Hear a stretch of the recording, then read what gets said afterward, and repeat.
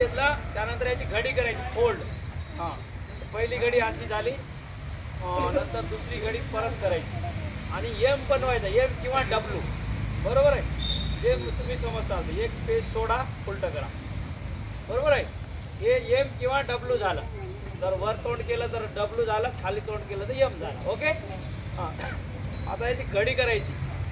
जे आपले आई साडीला मिऱ्या मारतात माहिती आहे तुम्हाला, मारते ना. हां, तर तशी मिरी मारायची बघा, अशा पद्धतीने. जर मोठा ध्वज असेल तर अर्ध तुम्ही असं टाकू शकता. हां, छोटा ध्वज असेल तर तुम्ही डायरेक्ट घडी करा. आपण आता अर्ध टाकून करूया, टाईट पकड. आणि अशा पद्धतीने मिऱ्या मारत जायचं उलटी. एक काय केलं आपण, एक अशी घेतली खाली, दुसरी वर घेतली. बरोबर, असंच करतात ना मिऱ्या. बरोबर आहे का? साडीला चुकलं तर सांगा मला. ओके. आता एवढं राहिल्यानंतर काय करायचं, थोडा भाग राहिल्यानंतर याला बारीक फोल्ड करायचा.